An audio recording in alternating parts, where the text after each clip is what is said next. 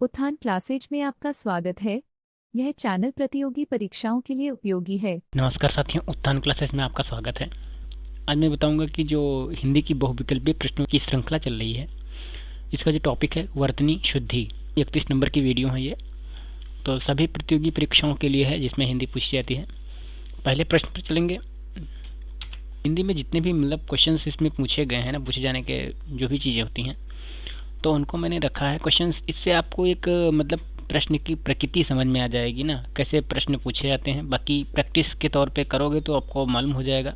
वैसे मैंने प्रश्न की संख्या अधिक नहीं ली है, क्योंकि आपको केवल जैसे मेरा एक पूरा कंप्लीट देखा जाए तो पूरी प्रश्नोत्तरी श्रृंखला चल रही है ना, तो जितना भी चैप्टर के जितने भी मतलब इसमें पाठ्यक्रम में दिए गए हैं, सबको मैंने अलग अलग इंक्लूड किया है। तो यही रह गया था, और एक बार एक और आएगा विविधि, उसके बाद में हिंदी कंप्लीट हो जाएगी, है ना। तो ये आप देखेंगे तो सही रहेगा। तो मैं सबसे पहले प्रश्न पे चलूँगा। पहला प्रश्न है, निम्नलिखित में से किसकी वर्तनी शुद्ध है? विकल्प ए है पैतृक, विकल्प बी है ऋतु, और विकल्प सी है ऊर्णी, और विकल्प डी है तृतीया। तो करेक्ट आंसर हो जाएगा इसका तृतीया। यानी कि इसमें से चार विकल्प में से केवल तृतीया शब्द की वर्तनी शुद्ध है, और कोई इसमें सब गलत है ना। देख लीजिए पहले, अशुद्ध एक तरफ शुद्ध, तो अशुद्ध तृतीया का इस तरीके से ऑप्शन में देंगे तो उसको इंक्लूड ना करना, है ना। आपको ये तृतीया सही होगा। और ऋषि इस तरीके से नहीं होता, इसमें ऋषि होता है, ऋषि, है ना। और ऋग्वेद इस तरीके से लिखा जाता है, ऋग्वेद, ये देख लीजिए आपको। और ऋतु इस तरीके से। पैतृक, पैतृक देख लीजिए वहाँ किस तरीके लिखा है, तो ये पैतृक ये सही होगा, है ना। ऊऋण, ऊऋण इस तरीके से, है ना। तो ये चीज़ें होती हैं। क्लियर होगा। मेरा मेन उद्देश्य यही था कि मैं आपको मतलब कोई भी टॉपिक छूटे ना, है ना। बाकी इसको जब प्रैक्टिस करोगे तो आपको एक मोटा मोटा आइडिया हो जाएगा कि किस तरीके से प्रश्न पूछे जाते हैं। और प्रश्न संख्या दूसरा है कि निम्नलिखित में से किसकी वर्तनी शुद्ध है? विकल्प ये है मुंह, विकल्प बी है बांध, विकल्प सी है पाँख, विकल्प डी है झांसी। करेक्ट आंसर हो जाएगा पाँख। देख लीजिए सी ऑप्शन सही है। अब देख लीजिए, देखिए मुंह यहाँ पे बिंदु है ना, और यहाँ पे चांद बिंदु है ना, तो इतना फर्क है इसका, इसलिए ये करेक्ट नहीं होगा। आपको कहीं दिखा मिल जाए वो अलग बात होती है, लेकिन अगर वर्तनी की दृष्टि से हिंदी में देखा जाए तो ये यही सही होगा। और दांत का इस तरीके से होगा, चंद बिंदी लगेगा, दांत होता है। बांध का इस तरीके से होगा, चंद बिंदी बांध। महंगा का ये देख लीजिए, इसमें चंद बिंदी लगेगा। और झांसी का इस तरीके से झांसी होगा। और पाँख का पाँख सही है ना। तो ये चीज़ें होती हैं। जो भी प्रतियोगी परीक्षाओं में ऐसे भी प्रश्न पूछे जाते हैं, तो एक पॉइंट ये बिंदु की बातें होती हैं, तो उसको भी ध्यान में रखना चाहिए, है ना। प्रश्न संख्या तीसरा है, निम्नलिखित में से किसकी वर्तनी शुद्ध है? विकल्प ये है कुष्ठ, विकल्प बी है घनिष्ठ, और विकल्प सी है गोष्ठी, और विकल्प डी है चेष्टा। करेक्ट आंसर हो जाएगा कुष्ठ। अब आपको लगता होगा कुष्ठ में कोई गलती तो है नहीं, लेकिन देख लीजिए अभी पता चल जाएगा। देख लीजिए, अशुद्ध एक तरफ अशुद्ध लिखा गया है, दूसरी तरफ शुद्ध है, तो कुष्ठ नहीं होता है, कुष्ठ होता है। गोष्ठी नहीं होता है, गोष्ठी होता है, ठीक बात। मुट्ठी नहीं होता है, इस तरीके से मुट्ठी होता है ना। घनिष्ठ, घनिष्ठ नहीं होता है, घनिष्ठ होता है ना। तो ये भी गलत है ना। संतुष्ट नहीं होता है, संतुष्ट होता है। पृष्ठ नहीं होता है, पृष्ठ होता है। और चेष्टा नहीं होता है, चेष्टा होता है ना। तो इसलिए यहाँ पे ध्यान रखना। और श्रेष्ठ नहीं होता है, श्रेष्ठ होता है ना। तो ये चीज़ें केवल ओवरऑल बताने का था कि किस तरीके से प्रश्न पूछे जाते हैं ना। बाकी चीज़ें आप समझ भी रहे होंगे। और प्रश्न संख्या 5 है, निम्नलिखित में से किसकी वर्तनी शुद्ध नहीं है? विकल्प है श्रृंगार, देख लीजिए ध्यान पूर्वक। और विकल्प बी है त्योहार, विकल्प सी है उज्ज्वल, और विकल्प डी है युधिष्ठिर। तो करेक्ट आंसर हो जाएगा त्योहार। देख लीजिए ध्यानपूर्वक, त्योहार वर्तनी शुद्ध नहीं है। अतः इसकी शुद्ध वर्तनी की बात की जाए इसकी, तो इस तरीके से लिखा जाए, इसमें औ की मात्रा नहीं होगा, डबल, है ना। ध्यान रखेंगे, त्योहार ये सही है। और श्रृंगार एकदम एज इट इज सही है, उसमें कोई दिक्कत नहीं है। उज्ज्वल ऐसे ही लिखा जाता है, युधिष्ठिर भी ऐसे लिखा जाता है ना। तो आपको क्लियर हो गया होगा।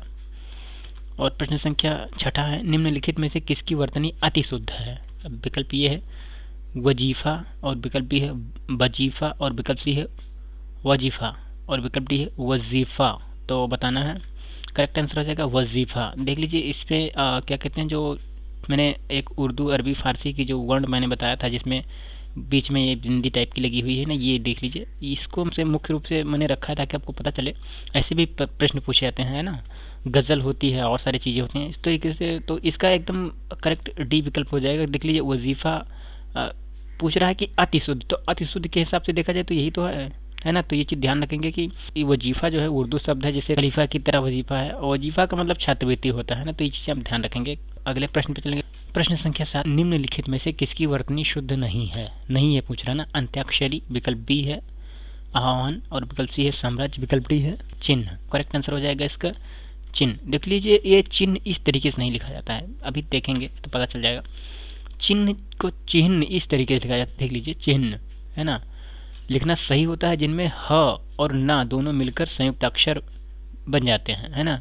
च हास्व ई ह और ना क्रमशः लिखने पर चिन्ह होता है ना, ये सही माना जाएगा, है ना। तो बाकी लिखा मिल जाए वो अलग बात होती है, लेकिन अगर हिंदी की दृष्टि से देखा जाए तो यही सही माना जाएगा। प्रश्न संख्या 8, निम्नलिखित में से किसकी वर्तनी अति शुद्ध है ना। तो बताना है। विकल्प ए है अहिल्या, विकल्प बी है अहिल्या और विकल्प सी है अहिल्या और विकल्प डी है अहिल्य। तो करेक्ट आंसर हो जाएगा इसका अहिल्या। अहिल्या वर्तनी की दृष्टि से सबसे शुद्ध है, अन्य विकल्प असंगत हैं, ध्यान रखेंगे। प्रश्न संख्या 9, आध्यात्मिक की शुद्ध वर्तनी है। विकल्प ए है आध्यात्मिक और विकल्प बी है आध्यात्मिक और विकल्प सी है आध्यात्मिक और विकल्प डी है आध्यात्मिक। तो करेक्ट आंसर इसका हो जाएगा आध्यात्मिक, है ना।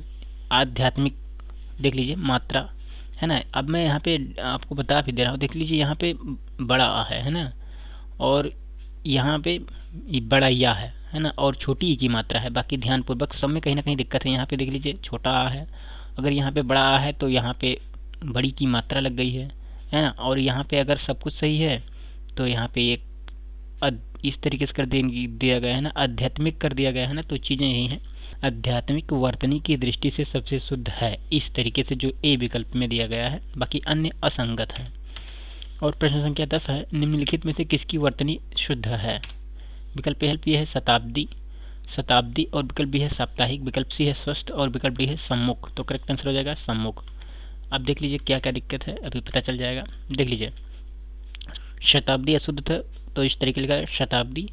साप्ताहिक ये देख लीजिए इस तरीके लिखा जाएगा, है ना साप्ताहिक। और स्वस्थ नहीं होता है स्वास्थ्य होता है, और सन्मुख नहीं होता है सम्मुख होता है ना। तो सही बात हो गई।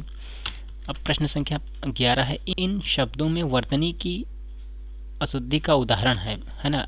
ऑप्शन जो दिए हैं, विकल्प ये है आकांक्षा और विकल्प बी है वाल्मीकि और विकल्प डी है कुमुदनी और विकल्प सी है विद्रूप। तो करेक्ट आंसर हो जाएगा कुमुदनी। देख लीजिए कुमुदिनी इस तरीके लिखा जाएगा कुमुदिनी। यहाँ विकल्प शुद्ध है क्योंकि यह शब्द वर्तनी और व्याकरण की दृष्टि से शुद्ध है, कुमुदिनी ही होगा यहाँ पे जैसे दिखाया गया है। कुमुदिनी का अर्थ छोटा कमल या कमलिनी होता है ना, जो छोटी।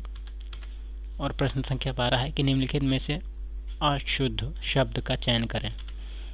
कवियत्री इस तरीके लिखा गया, और सारांश और नारियल और विद्यार्थी। तो करेक्ट आंसर हो जाएगा सारांश। देख लीजिए सारांश नहीं होता, सारांश होता है, सारांश होता है।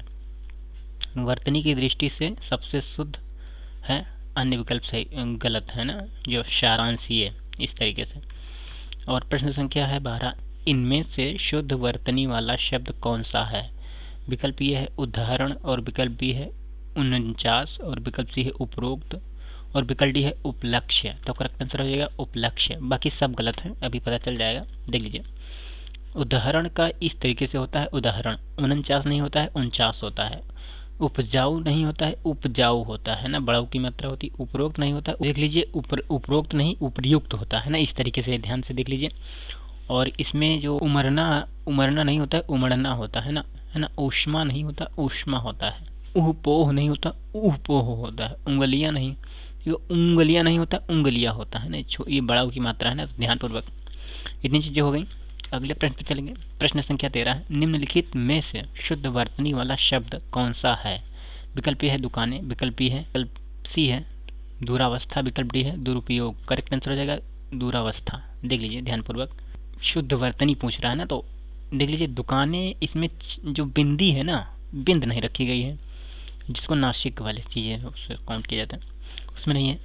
दुनिया को इसमें बिंदी नहीं लगेगी, इस दुनिया होता है ना जिस तरीके से, मतलब इसमें चंद बिंदी नहीं रहेगी। और दूरदर्शन जो इस तरीके लिखा गया है, इसमें कहीं ना कहीं दिक्कत ये है कि बड़ा ऊ की मात्रा रहेगी, है ना, छोटा ऊ की मात्रा नहीं रहेगी। और उसके बाद में दूरावस्था, तो इसमें दूरावस्था होती है। तो ये बिल्कुल सी विकल्प अत्यधिक सही माना जाएगा।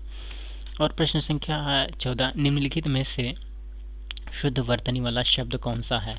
विकल्प ए है पति, विकल्प बी है पत्नी, विकल्प सी है ऊपर, विकल्प डी है धोखा। तो करेक्ट आंसर हो जाएगा ऊपर। देख लीजिए क्या मामला है, पता चल जाएगा अभी।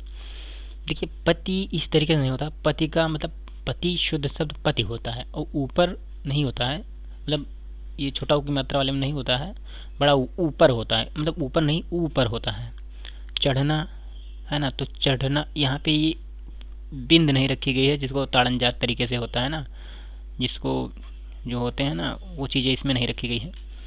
तो ये चढ़ना होता है ना, उच्छिप्त व्यंजन के काउंट किए जाते हैं ना इसमें। तो ये यहाँ पे बिंदी होगी, बहुत छोटी सी दिख नहीं रही होगी लेकिन है बिंदी, कोई बात नहीं। अब मैं तो जूम करके दिखा भी सकता हूँ, देख लीजिए। मैं इस तरीके से बस आपको दिखाने के लिए ऐसा करना हूँ ना, ये बिंदी है ना, इसको हम ताड़नजात या उच्छिप्त बिंद व्यंजन होता है ना, बस यही सही है। बाकी मैं भी इसको थोड़ा सा सही कर रहा हूँ। प्रश्न संख्या 15 है, निम्नलिखित में से शुद्ध वर्तनी वाला शब्द कौन सा है? विकल्प ए है प्रामाणिक, विकल्प बी है राजनैतिक, विकल्प सी है व्यवहारिक, विकल्प डी है वैधव्य। तो करेक्ट आंसर हो जाएगा वैधव्य। देख लीजिए, देखिए निरपराधी मतलब अशुद्ध माना जाएगा, निरपराध होता है। प्रामाणिक अशुद्ध माना जाएगा, प्रामाणिक होता है ना। मधुर्यता, ये मधुर्यता नहीं होता है, मधुर्य होता है या फिर मधुरता, इस तरीके से लिखा जाएगा। राजनैतिक नहीं होता है, राजनीतिक होता है। लिखा मिल जाए वो अलग विषय होता है, लेकिन हिंदी की दृष्टि से देखा जाए जो वर्तनी शुद्धि में ये विकल्प में आते हैं तो यही प्रश्न माने जाएंगे, है ना। इसके उत्तर व्यवहारित नहीं होता है, इस तरीके से व्यवहारित होता है ना। और फिर ये वैधव्यता नहीं होता, वैधव्य होता है ना। षष्टम नहीं होता, षष्ठ होता है, ध्यान रखेंगे। तो चीज़ें कंप्लीट हो गई होंगी, कोई दिक्कत वाली बात नहीं है। देख लीजिए, हमारा मेन मतलब था कि आप इस प्रैक्टिस करें, है ना, प्रश्न को समझें, प्रश्न की प्रकृति को समझें, और ताकि आपको कोई दिक्कत ना हो। तो आप मेरे ख्याल से सारी चीज़ें समझ भी गए होंगे ना, तो इससे आपको मोटा मोटा आइडिया होगा कि प्रश्न कहाँ से पूछ जाते हैं। जब प्रैक्टिस करोगे तो सारी चीज़ें कवर अप हो जाएंगी, है ना। अपना बहुमूल्य समय देने के लिए बहुत बहुत धन्यवाद। उत्थान क्लासेज के संस्थापक अंबुज की तरफ से आप सभी को सफल होने की अग्रिम शुभकामनाएं।